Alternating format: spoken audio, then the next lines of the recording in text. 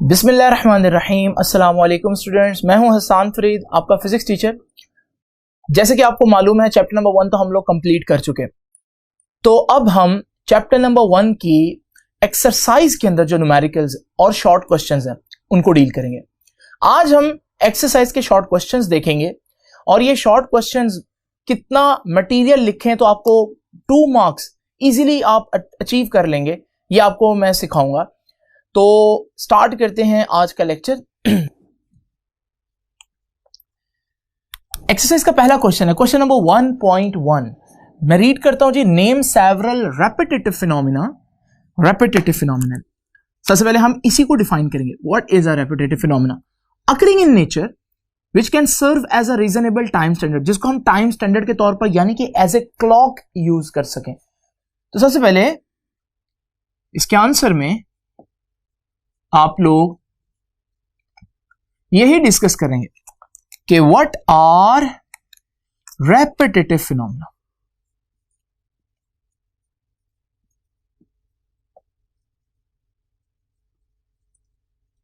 जैसे कि नाम से जाहिर है,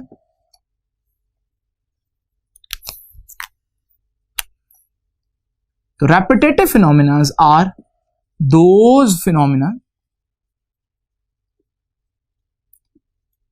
which repeats itself after certain equal intervals। वो फिनोमिनास जो अपने आप को बराबर वक्त के बाद रिपीट करें उन्हें हम बोलते हैं रेपिटेटिव फिनोमिनास। ऐसे कौन से फिनोमिनास है जिनको हम एज ए टाइम स्टैंडर्ड के तौर पर यूज कर सकते हैं? तो आइए जरा देखते हैं कि इनकी नेचुरल रेपिटेटिव फिनोमिनास की एग्जांपल्स क्या हैं। तो देखिए जी, एग्जांपल नंबर 1 हम कह सकते हैं vibration of atoms in crystal lattice. Lattice, crystal lattice के अंदर जो एटम्स होते हैं, केमिस्ट्री में आप लोगों ने पढ़ा क्रिस्टल्स क्या होती हैं, तो उनके जो एटम्स होते हैं उनकी वाइब्रेशंस का एक टाइम होता है और वो टाइम जो है वो फिक्स होता है। तो यह वाइब्रेशन जो है वो एटम्स की इक्वल इंटरवल के बाद अपने आप को रिपीट करते हैं। यही वजह है कि जो एटॉमिक क्लॉक्स हैं, वो जो सबसे प्रिसाइज क्लॉक्स हैं इस वक्त दुनिया में, वो क्रिस्टल लैटिस की वाइब्रेशन से ही बनाई जाती है। इसी तरह आप देखते हैं कि अक्सर बताया जाता है कि आपकी जो क्लॉक है उसके अंदर क्वार्ट्ज यूज होता है। वो क्वार्ट्ज भी एक क्रिस्टल लैटिस है, उसकी वाइब्रेशन से आपकी घड़ी को पता चलता है कि इतनी वाइब्रेशंस हो चुकी हैं, तो फिर आपकी घड़ी इतना मूव कर जाती है कि आपको पता चले कि 1 सेकंड गुजर चुका है। इसके अलावा और ऐसे कौन से फिनोमिनास हैं जिनसे हम एज ए टाइम स्टैंडर्ड जिनको हम यूज कर सकें? तो उसमें है rotation of earth round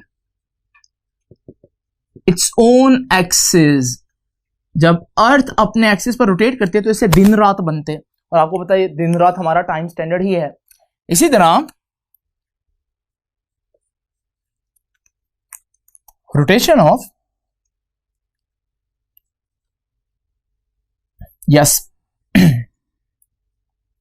motion of moon around earth. आपको पता है आपका जो लूनर कैलेंडर है, यानी कि जो हमारे इस्लामी महीने, वो इसी टाइम स्टैंडर्ड की बिना पर काम कर रहे हैं। और इसी तरह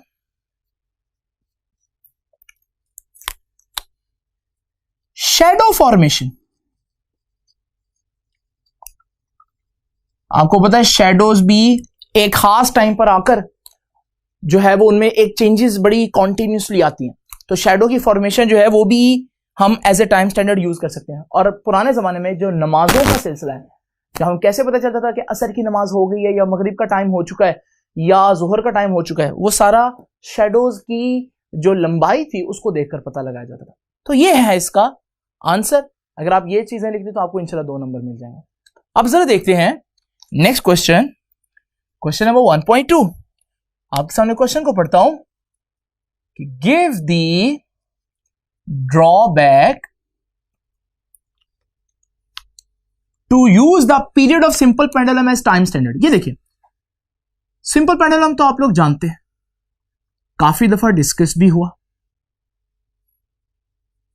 तो ये हमारे पास सिंपल पेंडुलम, अगर मैं इसको यहां से लाकर छोड़ूं और ये इस तरह से मूव करेगा, मैं इसके मूव करने को एक टाइम स्टैंडर्ड बना सकता हूं। फॉर एग्जांपल मैं कहता हूं अगर ये 1000 दफा मूव करे तो मैं कहता हूं कि वो 1 घंटा कंसीडर करेंगे। तो हम इस तरह की एक क्लॉक तो बना सकते हैं, मगर उस क्लॉक में क्या ड्रॉबैक्स होंगे अगर हम इसको as a time standard use करें, तो वो हमें देखना। तो सबसे पहले देखिए, हमें मालूम है time period of simple pendulum हमने डिराइव भी किया इस चैप्टर में, और वो है 2π√L/G। अगर आप इस फॉर्मूले को देखें, सबसे पहले तो आप आंसर देंगे कि क्या इसको बनाना चाहिए टाइम स्टैंडर्ड या नहीं। तो आप बताएंगे कि using pendulum as a time standard is not suitable. ये सही नहीं है। क्यों भला? रीजन सुनिएगा जी। तो रीजंस देखते हैं। पहली रीजन है टाइम पीरियड के फार्मूले में GR है, इसका मतलब पहली रीजन हुई कि time period depends upon G, यानी कि टाइम पीरियड ऑफ पेंडुलम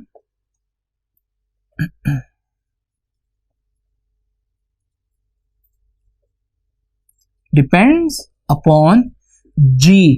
तो ग्रेविटेशन एक्सेलरेशन पर टाइम पीरियड डिपेंड कर रहा है, मगर प्रॉब्लम क्या है? G varies with altitude. Altitude कहते हैं बुलंदी को। तो जैसे जैसे हम जमीन से ज्यादा हाइट पर जाते रहेंगे तो G की वैल्यू मुसलसल चेंज होती जाएगी। अब G की वैल्यू चेंज होती जाएगी क्योंकि ऑल्टीट्यूड यानी कि बुलंदी चेंज हो रही है। आप जमीन से दूर जा रहे हैं, G की वैल्यू चेंज होने का मतलब है टाइम पीरियड चेंज होना, और टाइम पीरियड चेंज होने का मतलब है कि अगर हमारे पास दो एक जैसे पेंडुलम है, एक समुंदर के करीब लोग रह रहे हैं उनके पास है, और एक किसी बहुत ऊंचे पहाड़ पर लोग रह रहे हैं उसके पास है, हालांकि दोनों एक जैसे टाइम पीरियड है, लेकिन दोनों पर G की वैल्यू डिफरेंट है, तो दोनों के टाइम पीरियड्स डिफरेंट होंगे। अब मैंने टाइम स्टैंडर्ड क्या रखा था? सपोज करो 1000 दफा मूव करेगा तो 1 घंटा होगा, तो किसी का घंटा जल्दी हो जाएगा क्योंकि उसका टाइम पीरियड कम है, तेजी से मूव कर रहा है पेंडुलम, और किसी का टाइम पीरियड जो है वो स्लो होगा, टाइम पीरियड ज्यादा होगा, वो पेंडुलम स्लो होगा, तो उसका घंटा जो है वो देर बाद होगा। तो ये तो अच्छा टाइम स्टैंडर्ड नहीं है कि हाइट पर कुछ और टाइम स्टैंडर्ड है, और जब आप समुद्र के करीब जाते हैं, सतह समुद्र के करीब जहां पर हाइट बिल्कुल कम है, वहां पर टाइम स्टैंडर्ड चेंज हो गया। तो इसका मतलब पहली रीजन तो आपको पता चलेगी। And reason number 2, time period length पर भी डिपेंड करता है। So time period of pendulum depends on length, कि ये जो थ्रेड है, ये जो धागा है पेंडुलम का, उसकी लेंथ कितनी है। अब टाइम पीरियड लेंथ पर डिपेंड करिए, मगर लेंथ डिपेंड्स ऑन टेम्परेचर। अब लेंथ जो है वो टेम्परेचर पर डिपेंड करते, यानी कि अगर आपके पास एक जैसे दो पेंडुलम है, आप एक पेंडुलम को जो है वो गर्म इलाके में ले जाएं किसी सहरा में, और एक जो है पेंडुलम उसको किसी ठंडे इलाके में ले जाएं। अब दोनों एक जैसे पेंडुलम है, लेकिन जहां गर्मी होगी टेम्परेचर ज्यादा होगा, टेम्परेचर ज्यादा होने से वहां पर लेंथ ज्यादा होगी, और लेंथ ज्यादा होने से वहां पर टाइम पीरियड ज्यादा होगा।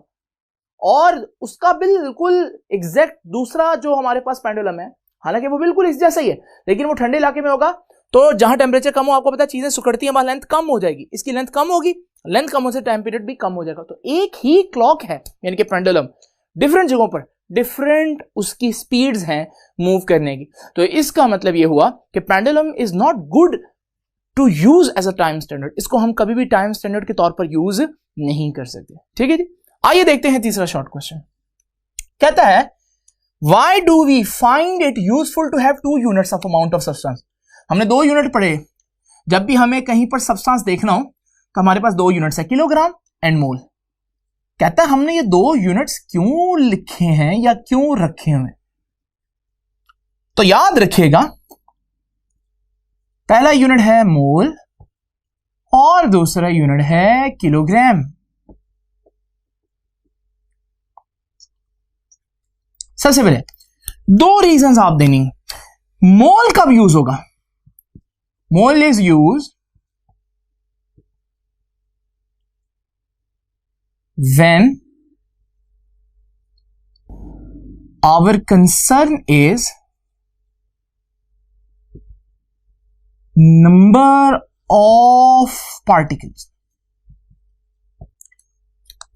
क्योंकि मोल की डेफिनेशन क्या है? एक मोल किसी भी चीज का क्या होता है जिसमें उस चीज के 6.022 इंटू 10⁻⁻23 जो है वो नंबर्स हो। अगर मैं कहता हूं 1 मोल एग्स, तो इसका मतलब इतने एग्स। 1 मोल एटम्स, इतने एटम। तो किसी भी चीज का 1 मोल है इतना। यानी कि मोल में आप एक किस्म का काउंट कर रहे हो, गिन कर चीज ले रहे हो, जैसे दर्जन। तो यहां पर हमारे पास ये है मोल। कहां यूज होगा?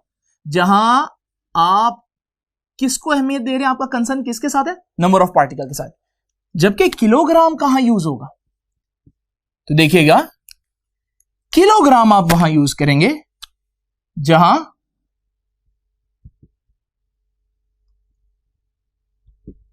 Kilogram is used when we are concerned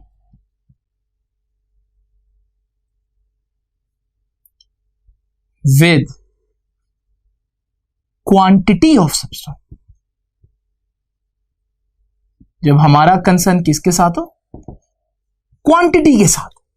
जब हम चीज को गिन के ना लें बल्कि हम उसका मैस देखें कितना। दूसरी इंपॉर्टेंट बात याद रखिएगा, मोल ज्यादातर माइक्रो लेवल पर यूज होता है। मिसाल के तौर पर मोल की बात आप कब करेंगे? जब अपने एटम्स को गिनना हो।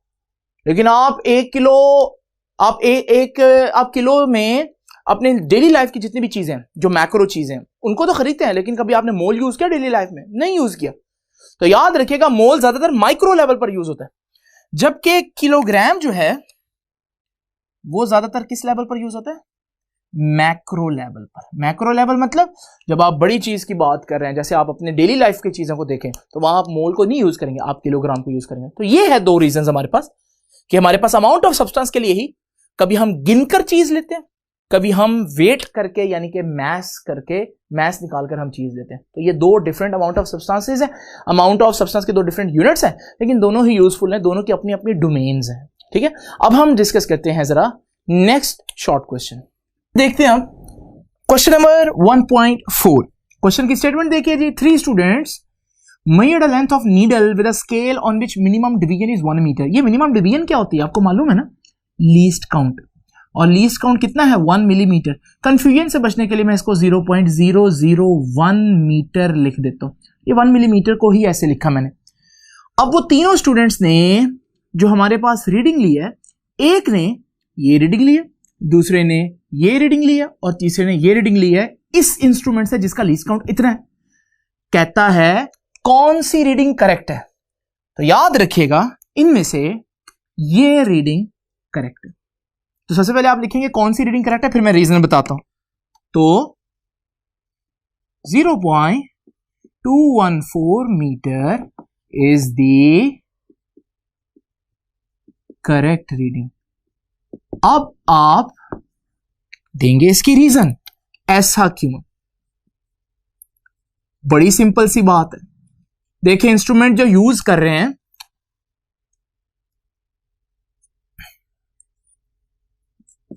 इंस्ट्रूमेंट जो हम यूज कर रहे हैं, उस इंस्ट्रूमेंट का लीस्ट काउंट कितना है?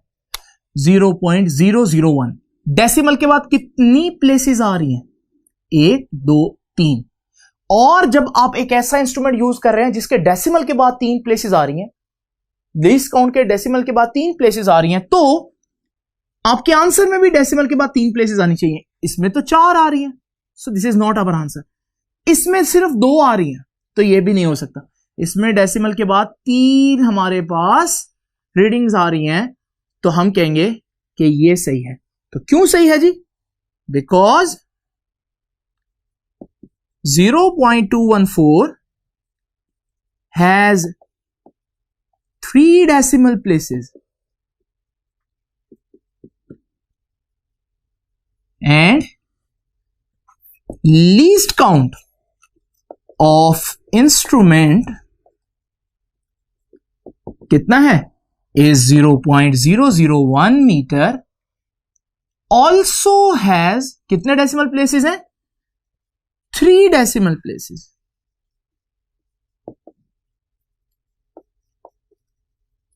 Hence 0.214 is correct reading. तो ये वजह है 0.214 के करेक्ट होने की, क्योंकि उसमें इतने डेसिमल प्लेसेस हैं जितने लीस्ट काउंट के अंदर डेसिमल प्लेसेस हैं। आइए नेक्स्ट क्वेश्चन देखते हैं। ये मैंने ब्लू में प्रोमिनेंट करके एक स्टेटमेंट लिखी है। An old saying is that a chain is only as strong as its weakest link. कहता है इसकी एनालॉगस स्टेटमेंट बताएं। एक्सपेरिमेंटल डेटा कंप्यूटेशन को मद्देनजर रखते हुए आप इसकी एनालॉगस स्टेटमेंट बताएं। देखिए बड़ी सिंपल सी बात है। आप क्या कहें, मैं आपको बताता हूं कि जी चेन का यहां क्या मतलब है। चेन का आप यूं समझ लें, मतलब है result of experimental data. Result of experimental data. दूसरा वर्ड एज स्ट्रॉन्ग। स्ट्रॉन्ग की जगह आप इमेजिन करें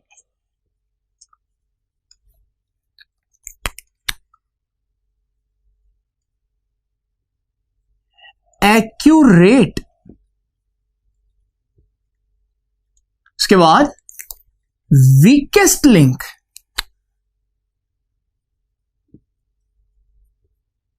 ये वीकेस्ट का क्या मतलब है?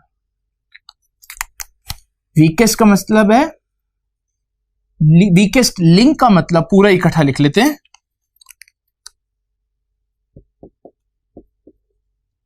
तो वीकेस्ट लिंक का मतलब है जी लीस्ट एक्यूरेट रीडिंग। अब आपने क्या करना है, इन अल्फाजों की जगह पर आपने इनके ये वाले मतलब लिख देना और आपके पास एनालॉगस स्टेटमेंट आ जाएगी। तो जरा देखते हैं जी। तो इसकी एनालॉगस स्टेटमेंट क्या बनी, देखिए जी। चेन की जगह रिजल्ट ऑफ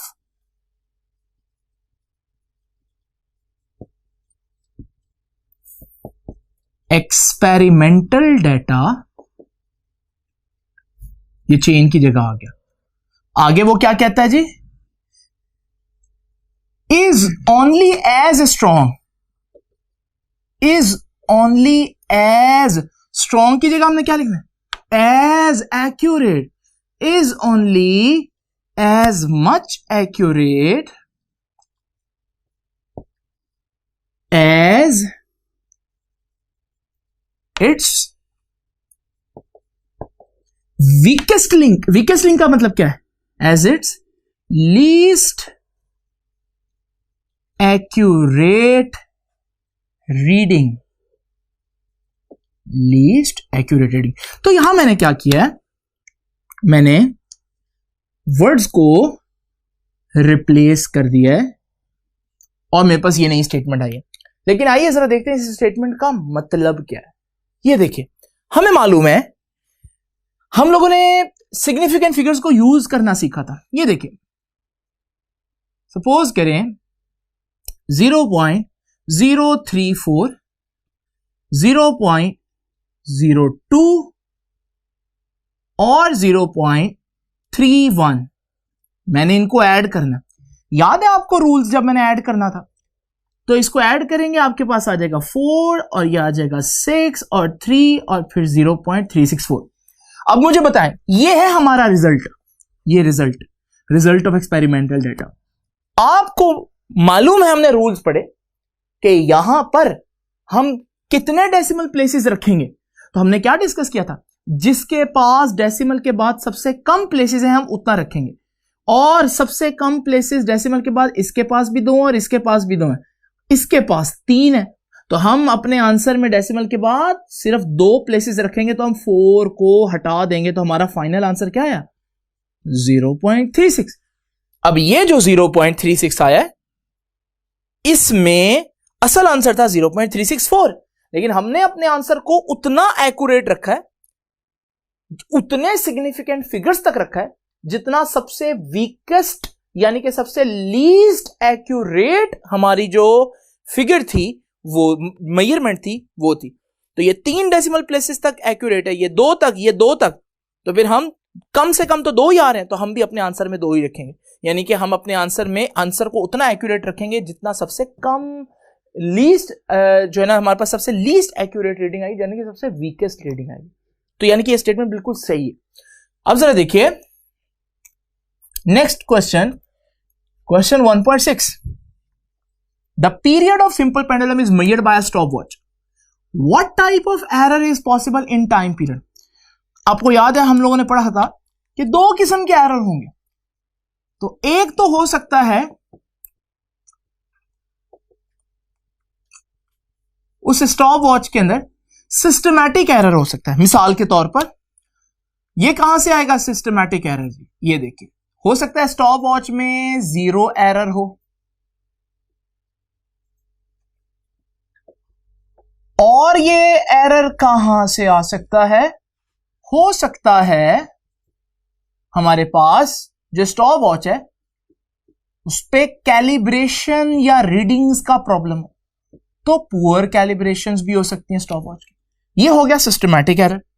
इसी तरह अगर आप मेजरमेंट ले रहे हैं तो और कौन सा एरर आ सकता है? रैंडम एरर आ सकता है। रैंडम एरर कैसे आ सकता है? मिसाल के तौर पर इमेजिन करें एक शख्स इंस्ट्रूमेंट से मेजरमेंट कर रहा है, स्टॉपवॉच को बंद करते हुए वो सही टाइम पर बंद नहीं कर सकता, तो ये रैंडम एरर होगा, जिसे आप कह सकते हैं ये पर्सनल एरर है, क्योंकि उस पर्सन की वजह से आ रहा है। और याद है ना पर्सनल एरर क्यों आता है? नेग्लिजिबेंस, दोबारा बोल रहे हैं इसको, यहां से कट करना, नेग्लिजेंस और इनएक्सपीरियंस ऑफ द पर्सन की वजह से। हो सकता है वो बंदा जो है उसको सही से मेजरमेंट लेनी ही ना आती हो या स्टॉपवॉच यूज ना करने आती हो। तो ये थे हमारे पास शॉर्ट क्वेश्चन 1.6। अब जरा देखते हैं नेक्स्ट 3 शॉर्ट क्वेश्चन 1.7, 1.8 और 1.9। तो स्टूडेंट्स आइए जरा देखते हैं question 1.7। Does a dimensional analysis gives any information on constant of proportionality that may appear in algebraic expression? Explain this. अगर आपको याद हो हमने डायमेंशनल एनालिसिस में time period of pendulum derive किया था, और वहां ये बात हम लोगों ने डिस्कस की थी कि जो कांस्टेंट ऑफ प्रोपोर्शनैलिटी है उसकी वैल्यू कितनी होगी वो हम कभी भी डायमेंशनल एनालिसिस से नहीं फाइंड आउट कर सकते। याद रखिएगा, इसका आंसर सबसे पहले आप लिखेंगे dimensional analysis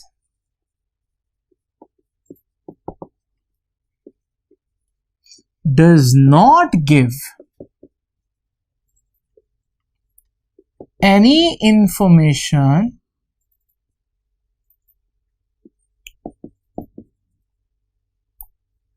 about the value of constant of proportionality। तो जो हमारा कांस्टेंट ऑफ प्रोपोर्शनैलिटी है उसकी वैल्यू कितनी होगी, ये तो डायमेंशन एनालिसिस नहीं बता सकता। हाँ, मगर it can provide the information about units of dimensional constant. अगर हमारे पास कोई ऐसा कांस्टेंट आता है, कांस्टेंट ऑफ प्रोपोर्शनैलिटी, ऐसा कांस्टेंट है जिसकी डायमेंशंस या यूनिट बनते हैं, मिसाल के तौर पर gravitational constant G, spring constant K, अगर हमारे पास ये यूनिट्स हैं तो डायमेंशनल एनालिसिस से आप इनकी वैल्यू तो नहीं फाइंड आउट कर सकते, लेकिन आप ये बता सकते हैं कि ये जो यूनिट होगा इसका डायमेंशन, ये जो हमारे पास कांस्टेंट हो गया, इनकी डायमेंशंस या इनके यूनिट्स क्या बनेंगे। तो एग्जांपल देख लें जी।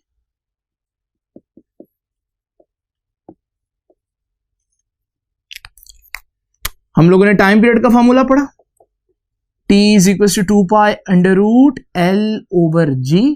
यहां डायमेंशनल कांस्टेंट कौन सा है, ये है हमारा कांस्टेंट। क्या इसके बारे में वैल्यू बता सकता है डायमेंशन एनालिसिस? ठीक है, तो नहीं बता सकता। तो याद रखिएगा, dimensional analysis can not provide information about 2 पाई। तो ये जो हमारे पास 2 पाई का कांस्टेंट है, डायमेंशनल एनालिसिस से इसके बारे में कुछ भी पता नहीं चल सकता। तो फिर ये कैसे पता चलेगा? ये पता चलेगा experimentally. It can only be found experimentally. तो इसको हम सिर्फ और सिर्फ एक्सपेरिमेंटली ही फाइंड आउट कर सकते हैं। आइए नेक्स्ट क्वेश्चन की तरफ चलते हैं। What are the dimensions of pressure and density? बहुत आसान क्वेश्चन है। प्रेशर और डेंसिटी की डायमेंशंस फाइंड आउट करनी। आपको मालूम है किसी भी चीज की डायमेंशन फाइंड आउट करने के लिए सबसे पहले हमें उस चीज का फॉर्मूला आना चाहिए, और प्रेशर का फॉर्मूला तो आता है। प्रेशर तो है फोर्स ओवर एरिया। तो अगर आप प्रेशर की डायमेंशन फाइंड आउट करना चाहते हैं तो फोर्स की डायमेंशन और एरिया की डायमेंशन पुट कर दें। फोर्स की डायमेंशन तो मालूम है, MLT-2। एरिया की डायमेंशन, एरिया मीटर स्क्वायर होता है तो L स्क्वायर। अगर आप इसको सॉल्व करें तो प्रेशर की डायमेंशन आ जाएगी, एक L से कैंसिल होगा, ये L ऊपर जाकर पावर नेगेटिव कर लेगा और हमारे पास प्रेशर की ये डायमेंशन है। तो ये है डायमेंशन ऑफ प्रेशर। इसी तरह अगर आप डेंसिटी की डायमेंशन फाइंड आउट करना चाहते हैं तो डेंसिटी की डायमेंशन में डेंसिटी का यूनिट आना चाहिए, और डेंसिटी किसके बराबर होती है? Mass over volume. तो अगर आप डेंसिटी की डायमेंशन फाइंड आउट करना चाहते हैं तो मैस और वॉल्यूम की डायमेंशन पुट कर दें। अब मैस की डायमेंशन क्या होती है? m, और वॉल्यूम की डायमेंशन, वॉल्यूम मीटर क्यूब है तो L क्यूब इसकी डायमेंशन होगी। और जब आप इसको सिंप्लीफाई करेंगे तो डेंसिटी की डायमेंशन आ जाएगी ML-3 विद ब्रैकेट्स। तो ये है हमारे पास डेंसिटी की डायमेंशंस। तो इट्स क्वाइट इजी, अगर आपको फॉर्मूला पता है तो बड़ी आसानी से आप किसी भी चीज की डायमेंशन फाइंड आउट कर सकते हैं। आइए देखते हैं लास्ट क्वेश्चन। कहता है the wavelength depends upon speed v and frequency f। Wavelength lambda की डायमेंशन एल दी है उसने, स्पीड की डायमेंशन हमें मालूम है, वैसे उसने दे भी दी है L T minus one, frequency की डायमेंशन भी हमें मालूम है टी इनवर्स। कहता है ये फॉर्मूला करेक्ट होगा या ये फॉर्मूला करेक्ट होगा। आइए दोनों को चेक करते हैं।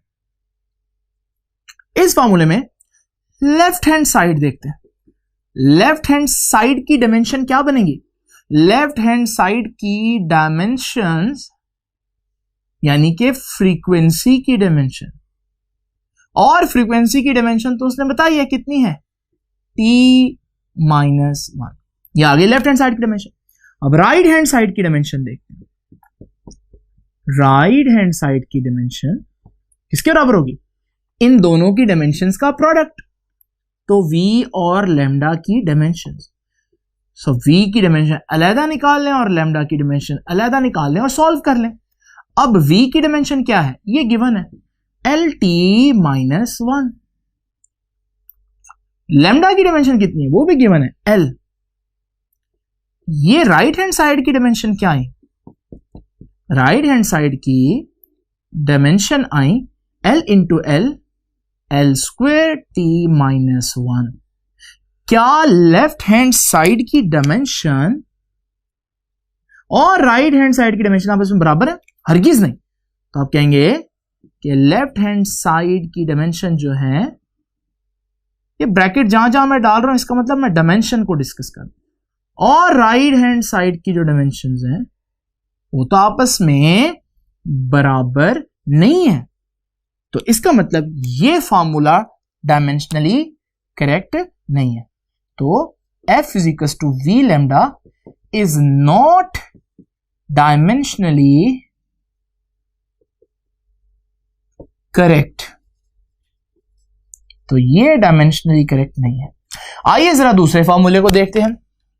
दूसरे फॉर्मूले में भी हम पहले लेफ्ट हैंड साइड को देखते हैं।